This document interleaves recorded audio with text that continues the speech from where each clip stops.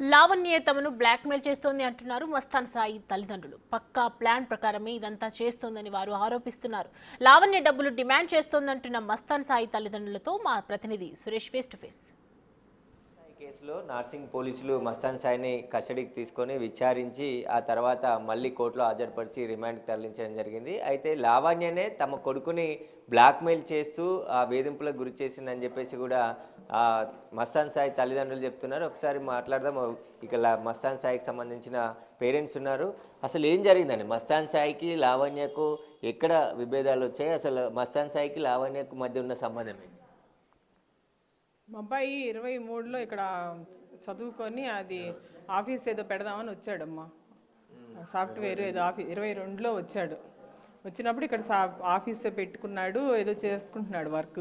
చేసుకుంటుంటే తర్వాత ఇలాగ చింటూను ఆ అమ్మాయి ఒకప్పుడు సినిమాలు చేసేవాళ్ళు అంట, షార్ట్ ఫిలిమ్స్. అలా షార్ట్ ఫిలిమ్స్ వల్ల ఆ అమ్మాయికి పరిచయము. చింటూ అనేవాడు మన గుంటూరే కాబట్టి ఆల్రెడీ సాయికి కూడా ఫ్రెండే వాడు. తర్వాత ఇక్కడికి వచ్చినప్పుడు ఇంకా ఒక రోజు వీళ్ళందరూ వచ్చారంట. మా అబ్బాయి ఒక ఇల్లు తీసుకొని ఉంటున్నాడు కదా, ఆ ఇంట్లో వీళ్ళందరూ అందరూ వచ్చారు. రాజ్ తరుణ్, ఆ అమ్మాయి, ఇంకా ఫ్రెండ్స్ చాలామంది సినిమా యాక్టర్లు, అందరి పేర్లు నేను చెప్పను, వాళ్ళందరూ వచ్చారంట. వచ్చినప్పుడు వీళ్ళందరూ ఏదో పార్టీ చేసుకున్నారు. పార్టీ చేసుకొని ఇంకా రాజ్ తరుణ్ ఏం చేశాడంటే ఇంకా వెళ్ళిపోయాడు. రాజ్ తరుణ్ ఈ అమ్మాయి వదిలేసి వెళ్ళిపోయాడు. ఈ అమ్మాయి ఇంకొక అమ్మాయి ఇద్దరు ఉన్నారంట. మా వాడు పడుకున్నప్పుడు ఆ ఫోన్ డేటా ఏదో దొంగలిచ్చింది. ఏదో ఏలు ముద్ర వేసుకోనో మరి అట్లనో ఏదైతే ఫోన్ డేటా అయితే దొంగలిచ్చింది. ఆ డేటా దొంగలిచ్చినప్పుడు ఆ ఫోన్లో ఏమని అంటే వాళ్ళ వైఫ్కి సంబంధించిన ఫోటోలు, వాళ్ళ గర్ల్ ఫ్రెండ్, వాడు చదువుకునేటప్పుడు గర్ల్ ఫ్రెండ్ ఫోటోలు, ఫోటోలో వీడియోలో ఉన్నాయి ఆ ఫోన్లోనంట. అవి తీసుకుంది. అవి తీసుకొని ఫస్ట్ స్టార్టింగ్ బ్లాక్ మెయిల్ ఇంకా అట్లా మొదలైంది. ఒక్కళ్ళే ఫోటోలు అవి చాలా ఉంటాయి కదా, ఫోన్లు అన్నాక ఫోటోలు చాలా ఉంటాయి. ఆ ఫోన్లు పట్టుకొని 800, 1000 అని అంటున్నారు. అది ఫోటో అందరూ ఎన్ని ఉన్నాయి అనేది ఫోన్లో ఫస్ట్ తీసుకున్నది. అది తీసుకున్నప్పుడు అది స్టార్టింగ్ అట్లా blackmail. Mastan Sai drug పార్టీలు నిర్వహించి నన్నే కాదు అనేక మంది అమ్మాయిలను మోసం చేశాడు, ఆ బ్లాక్ మెయిల్ చేస్తున్నాడు వీడియోలు చెప్పేసి అని చెప్పేసి కూడా లావణ్య ఆరోపిస్తుంది. ఫిర్యాదు కూడా అదే చేసింది. కేసులో అరెస్ట్ అయ్యారు. డ్రగ్స్ పార్టీలు ఎక్కడ జరిగినాయి? లావణ్య ఇంట్లో జరిగినాయి డ్రగ్స్ పార్టీలు. రోజు జరుగుతూ ఉంటాయి. లావణ్య ఇంట్లోనే డ్రగ్స్ పార్టీలు ఉంటాయి. అక్కడికి తర్వాత ఇంక ఇలా ఫ్రెండ్షిప్ ఇలా అయ్యింది కదా, తర్వాత ఇంక వాళ్ళ ఇంటికి వీళ్ళు వెళ్ళటం, వీళ్ళ ఇంటికి వాళ్ళు రావటం అట్లా జరిగింది. జరిగినప్పుడు ఇంక అక్కడ డ్రగ్స్ పార్టీలు అనేది అప్పుడు అలవాటు అయ్యి ఉంటుంది సాయికి. అంతకుముందు లేదు కదా ఇదేమి, అంతకుముందు ఏ కేసులు కానీ ఏ గొడవలు కానీ వాడి మీద అసలు ఏమీ లేవు కదా. చదువుకున్నాక తర్వాత చాలా పెళ్ళయింది. పెళ్ళయినాక అప్పటికే మాకు 10 ఏళ్ల మనవడు ఉన్నాడు. మాకు గొడవ లేదని ఉంటే అప్పుడే వాడి మీద కేసులు ఒకటి ఉంటాయి కదా. తర్వాత ఇక్కడ ఫస్ట్ ఇది అలాగ ఫ్రెండ్షిప్ అయ్యారు. తర్వాత అక్కడ మార్చి 31న వచ్చింది గుంటూరు వచ్చి మా అబ్బాయి ఫోన్లు తీసుకున్నాడని కేసు ఏదో పెట్టింది. దర్గా దగ్గరికి తీసుకొని వచ్చారు కానిస్టేబుల్ను వాళ్ళు. తీసుకొని వచ్చినప్పుడు అమ్మ పెళ్ళైన వాడు ఎమ్మటి ఎందుకు పడుతున్నావు నువ్వు అని చెప్పి మా వారు అడిగారు. నేను కూడా అదే అడిగా, పెళ్ళైన మీ అబ్బాయి కొట్టాడు అంది. ఆయన వేరే అబ్బాయితో నీకెందుకు అమ్మ, కొట్టించుకునేదాకా ఎందుకు తెచ్చుకుంటావు నేను అదే ఆ రోజున అడిగాను. ఇంకా అడిగినప్పుడు ఇంక సరే అమ్మాయి 31వ తారీఖున పోలీస్ స్టేషన్లో ఫోన్లు ఇచ్చేసి రాజీ చేసుకున్నారు. అయిపోయింది. రాజీ పత్రం కూడా రాపించుకున్నారు. ఆ పత్రం ఇక్కడ ఉంది. ఆ రాజీ పత్రం కూడా రాపించుకొని అది అయిపోయినాక వాళ్ళు ఎటువాళ్ళు అటు వెళ్ళిపోయారు. 31వ తారీఖు నువ్వు ఆ కేసు పెట్టి 2వ తారీఖు వచ్చి మళ్ళీ రేప్ చేశాడు, నన్ను కొట్టాడు, అటెంప్ట్ టు మర్డర్ అని మళ్ళీ అప్పుడు కేసు పెట్టింది. 31వ తారీఖున రాజీ అయిపోయిందని వచ్చి మళ్ళీ 2వ తారీఖున మర్డర్ కేసు అని పెట్టింది. అదే రేప్ చేశాడని కేసు పెట్టింది.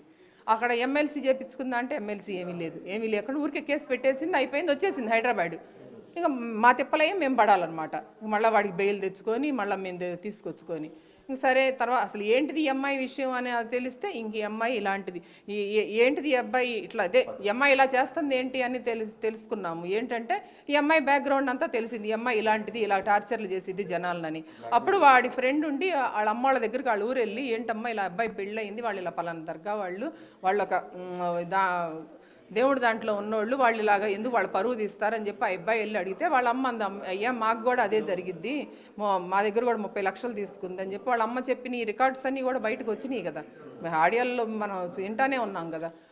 అది ఇప్పుడు ఎందుకు మరి మస్తాన్ సాయి లావణ్యం చంపడానికి ఇంటికి వెళ్ళాడు, అక్కడ దాడి చేయడానికి ప్రయత్నించాడు అని చెప్పి ఆమె ఫిర్యాదు చేసింది. ఇప్పుడు అరెస్ట్ చేశారు కదా మస్తాన్ సాయి. 31వ తారీఖున ఇది ప్రభాకర్ రెడ్డి కేసు ఉంది. ప్రభాకర్ రెడ్డి కేసు వాయిదా ఒకటి ఉంటే 27వ తారీఖున హైదరాబాద్ వచ్చాడు.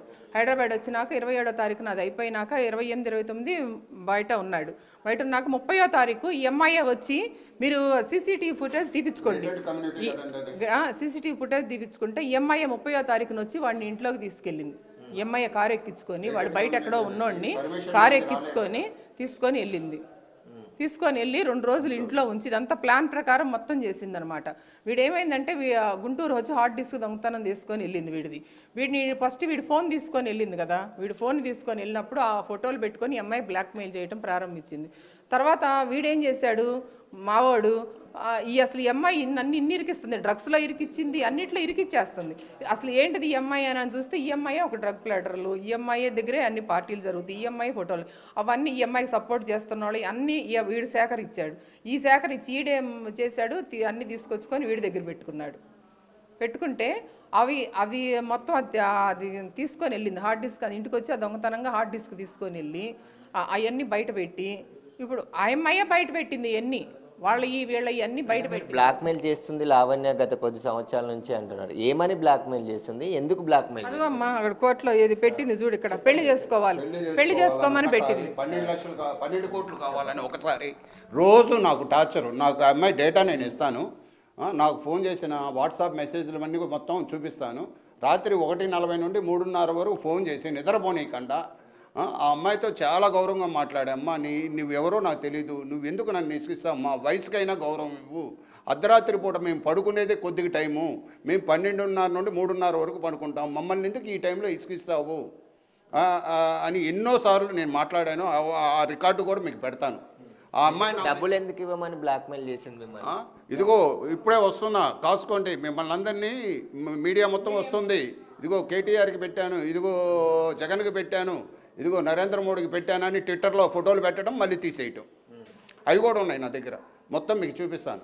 ట్విట్టర్లో పెట్టడం మళ్ళీ 1 గంట ఆగి తీసేయటం. ఇదిగో మీడియా వస్తుంది, కాసుకో, హే నువ్వు కాసుకో, మీరు ఇంకా దర్గా ఉండదు, మీకు ఇది ఉండదు, మీరు రోడ్డు మీదకి రావాలి, ఏం చెప్తే తమాషా అని డబ్బులు అడగటం. ఇదిగో అన్నీ ఉన్నాయి నా దగ్గర. ఎన్ని డబ్బులు అడుగుతుంది?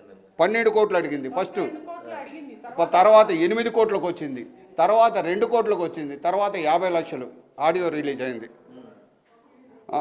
టార్చర్ చూడండి అసలు ఎంత టార్చర్ అంటే. ఈ అబ్బాయి చాలా మంది అమ్మాయిల జీవితాలతో ఆడుకున్నాడు, అనేక వీడియోలు ఉన్నాయి హార్డ్ డిస్క్లో, అందుకే పోలీసులు అరెస్ట్ చేసిరని చెప్తున్నారు.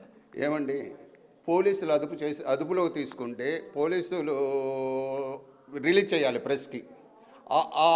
దానిలో 3, 4 తప్పితే ఇంకా వేరే వాళ్ళ ఎవరివి లేవు, ఫోటోలు కానీ వీడియోలు కానీ ఎవరివి లేవు. ఆ 3లో ఒక అమ్మాయి ఆల్రెడీ కంప్లైంట్ పెట్టింది, ఇదే నార్సింగ్ స్టేషన్లో కంప్లైంట్ పెట్టింది. ఇదే ఇంకొక అమ్మాయి బిగ్ న్యూస్లోనే మీ ఆర్ న్యూస్లోనూ వచ్చి చెప్పింది, ఇలా మేము మా ఇద్దరి అంగీకారంతో తీసుకున్నాం ఫోటోలు అంటే. వీడు చేసిన తప్పేనండి, ఆ తప్పు చేశాడు కాబట్టి ఈరోజు మేము తలదించుకున్నాం. ఎవరైనా పెట్టుకోకూడదు, తప్పది. కానీ దానికి దీనికి సంబంధం ఏంటంటే ఈరోజు దర్గాని మేము పూజించే మా భగవంతుడు ఆయన్ని లాగటం ఏంటంటే, తప్పు చేస్తే నన్ను శిక్షించండి, నా కొడుకు శిక్షించండి, మా ఆవిడని శిక్షించండి. ఈ మీడియా వాళ్ళంతా కూడా లేనివేని కొత్తని రాసి బాబాగారి ఫోటోలు చూపించటం, బాబాగారిని చూపించటం, ఏబిఎన్ వాళ్ళు కానీ వీళ్ళు కానీ ఎన్టీవీ వాళ్ళు కానీ. అసలు దర్గా ఏం చేసిందండి? దర్గా అనేది ముస్లిమ్స్ కాదండి, మేము హిందువులు, మేము పక్కగా చెప్తున్నాం. బాబాగారి ఉన్న కాడ నుండి ఆయన దత్తాత్రేయ స్వరూపమే మస్తానయ్య గారు, ఆయన మామూలు మనిషి కాదు. 3వ నేత్రం తెరుస్తారు ఎప్పుడో, అప్పుడు మొత్తం వెళ్ళిపోతారు. నాకు ఆ నమ్మకం ఉంది. మీరేం కోరుకుంటున్నారు? పోలీసులు కానీ ప్రభుత్వం కానీ ఏం కోరుకుంటున్నారు? ఏదైనా త్వరగా న్యాయం చేయాలండి. అదే ఆ పోలీసు వాళ్ళు అయినా బయటకు వచ్చి ఆ హార్డ్ డిస్క్లో ఏముందో మీడియాకి ప్రెస్ మీట్ పెట్టి ఇచ్చి చెప్తే ఎంత హ్యాపీగా ఉండిద్దంటే, అది నిజంగా ఉందా లేదా అనేది ప్రెస్ మీట్ వాళ్ళు చూపించేసేమనండి, ఏం పర్లేదు, బరిచేసి మొహాలు బరిచేసి చూపించమనండి. 800 మంది ఉన్నారా, 300 మంది ఉన్నారా, 3 ఉన్నారా అనేది నిజాలు తేలిస్తే బాగుంటుంది. లావణ్య నాకు ప్రాణహాని ఉంది, మస్తాన్ సాయి పేరెంట్స్తో ప్రాణహాని ఉంది, నాకేమైనా అయితే వాళ్ళే బాధ్యత వహించాలని చెప్తుంది. ఏమండి, మీ హైదరాబాద్ నుండి ఇంటికి వచ్చి దొంగతనం చేసింది ఒక్కసారి చూపిస్తాం మీకు. మా ఇంటికి వచ్చి మేము దర్గాలో ఉంటే దొంగతనంగా హార్డ్ డిస్క్ ఫోన్లో తీసుకొచ్చింది. ఆ వీడియో చూడండి. మేము ఏదైనా చేసేవాళ్ళం అయితే అక్కడే చేసేవాళ్ళం. మేము మా బాబు అన్నాడు, నేను వెళ్ళి ఎట్టొకట్ట బతిలాడి తీసుకొస్తాను, కేసులు గీసులు కూడా వద్దు, బాబా గారి పరువు పోయిద్ది అని చెప్పాడు. బెదిరిస్తుంది అమ్మాయి, బాబా గారిని బయటికి లాగుతానని బెదిరిస్తుంది, మీ దర్గా పరువు తీస్తానని బెదిరిస్తుంది అని చెప్పబట్టేనండి ఇంతకాలం మేము ఆగాము, లేకపోతే అప్పుడే కేసులు పెట్టి చేసేవాళ్ళం. అంటే గుంటూరులోనే ఆల్రెడీ కేసు పెట్టింది, మళ్ళీ ఎందుకు మస్తాన్ సాయి ఇక్కడ ఈమె దగ్గరికి వచ్చి ఇంట్లో ఉన్నాడు? మరి ఒకవేళ ఆమె ట్రాప్ చేస్తే అదేనండి, అది ఉండిపోయిందండి, ఆ ఫోన్ ఉండిపోయింది. ఇది మా ఇల్లు చూడండి, ఇంట్లో ఎంత దర్జాగా దొంగతనం చేసుకొని వెళ్తుందాం వచ్చి. డేట్ ఉంది చూడండి, డేటు టైం కూడా ఉంది. అక్కడేమో ఎక్కడో బాంబేలో ఉన్న రాజ్ తరుణ్ ఇంటికి వెళ్ళి మనం ఇక్కడ హైదరాబాద్లో లొకేషన్ పెడితేనే తెలీదు, అలాంటిది ఇలాంటి లొకేషన్లన్నీ పోలీసు వాళ్ళ దగ్గర నుండి యాక్సెస్ తీసుకొని ఆ అమ్మాయి ఎంత ధైర్యంగా వస్తుందంటే వచ్చి పోలీసుని మీడియాని కూడా ఇలా చేస్తుంది ఆ అమ్మాయి. మేము దర్గాలో ఉంటామండి పూజలో, అదే టైంలో మేము ఎక్కడున్నాము కూడా చూపిస్తాం. ఇది చూడండి, ఆ అమ్మాయి వచ్చింది కదా, ఇదిగో ఆ టైంలో సాయి ఏం చేస్తున్నాడు, వాళ్ళ మదర్ ఏం చేస్తున్నారు, ఇదిగోండి ఆ అమ్మాయి వచ్చిన టైంలో, అదే సేమ్ టైము సేమ్ ఇది దర్గాలో ఉన్నాం మేము. చూడండి అదే టైంకు ఆ అమ్మాయి మేము దర్గాలో ఉన్నామని తెలిసి మా ఇంటికి వెళ్ళి దొంగతనం చేసుకొని వెళ్ళిందంటే, అలాంటి ఆడవాళ్ళు ఉంటారు, మగోళ్ళకే కుదరదు, దొంగలకు కూడా చేత కాదు అలా దొంగతనం చేయటం. ఆ అమ్మాయి ఇప్పుడు వచ్చి మేము చంపుతాం అంటే చంపే వాళ్ళలాగా మేము కనపడుతున్నామండి. 2 సంవత్సరాలు మేము పోలీసు వాళ్ళు ఏం గౌరవం, పోలీసు వాళ్ళు న్యాయం చేస్తారు, కోర్టు ఉంది న్యాయం చేస్తుందండి. కాకపోతే మీడియా వాళ్ళని దయచేసి మేము వేడుకుందంటే నిజాలు తెలిసి నిష్పక్షపాతంగా రాయండి, తప్పులేదు. కానీ అభూత కల్పనలు ఒక అమ్మాయి గురి ఇలా వచ్చి పోలీసు వాళ్ళ ద్వారా తీసుకున్నారా మీరు వీడియోలు అవన్నీ వేయండి, తప్పులేదు, ఇంకా చేయండి. కానీ ఈ అమ్మాయి యాక్సెస్ చేసి ఈ అమ్మాయి పంపించి ఈ అమ్మాయి అభూత కల్పనలు చెప్పి ఇట్లా వేస్తే ఈ సాయికి మీకేండి. మస్తానే గారికి ఏ సంబంధం అండి?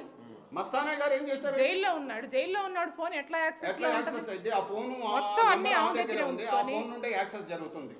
2 ఫోన్లు అన్నీ కూడా ఇంకా ఆ అమ్మాయి దగ్గరే ఉంది, నెంబర్ కూడా మార్చేసి అవన్నీ తీసుకుంది, ఆ ఫోన్ నెంబర్ తీసి వేరే వేసి మేము సైబర్ క్రైమ్ కూడా ఇచ్చాం, ఆన్లోనే ఉంది ఆ ఫోను. ఇంత దారుణంగా ఇంత ఇదిగా ఆ అమ్మాయి ఇంతమందిని టార్చర్ పెడుతుంది. ఎక్కడో బాంబేలో ఉన్న రాజ్ తరుణ్ వాళ్ళ ఆ ఇంటికి వెళ్ళి కొట్టిందంటే చూడండి, ఫోన్ లాక్కుంటుంది. ఈ అమ్మాయి చేసే పనే ఇది, ఫోన్లు ఇవి లాక్కోవటం. సీక్రెట్స్ ఏమి లేకుండా ఉంటాయండి, ఫోన్లు ఎవరు సీక్రెట్స్ ఏమి లేకుండా ఎవరో ఏయో మాట్లాడుకుంటా ఉంటారు, అన్ని తీసేసుకొని మీడియాలో పెట్టేసి. కేటీఆర్కి సాయి మస్తానికి సంబంధం, వీళ్ళిద్దరు చాటింగ్, ఇది ఏందండి? కేటీఆర్ గారు ఏంది? అయితే మస్తాన్ సాయి తల్లిదండ్రులు లావణ్యనే తమని బ్లాక్మెయిల్ చేస్తుంది, 8 కోట్లు 4 కోట్లు ఇట్లా డబ్బులు ఇవ్వాలని చెప్పేసి గత 2023 నుంచి కూడా వేధింపులకి గురి చేస్తుందని చెప్పేసి కూడా మస్తాన్ సాయి తల్లిదండ్రులు చెప్తున్నారు. పోలీసులు ఇన్వెస్టిగేషన్ చేస్తున్నారు కాబట్టి అన్ని నిజాలు బయటికి వస్తాయి, పోలీసులే అన్ని వివరాలు కూడా వెల్లడిస్తారు. కాబట్టి అప్పటి వరకు మస్తాన్ సాయికి సంబంధించి అంటే లేనివి అన్ని వార్తలు ప్రచారంలో ఉన్నాయి కాబట్టి దానికోసమే మేము మీడియా ముందుకు వచ్చి మాట్లాడుతున్నాం. ఖచ్చితంగా లావణ్యకు సంబంధించి ఆమె బ్లాక్మెయిల్ చేస్తుంది, మొదట పెళ్లి చేసుకోవాలని చెప్పి వేధింపులకు గురి చేసింది, ఆ తర్వాత కుదరకపోవడంతో ఇలా కేసులు పెట్టి మమ్మల్ని వేధిస్తుందని చెప్పేసి కూడా మస్తాన్ సాయి తల్లిదండ్రులు చెప్తున్నారు. కెమెరామ్యాన్ హరీష్తో సురేష్, బిగ్ టీవీ.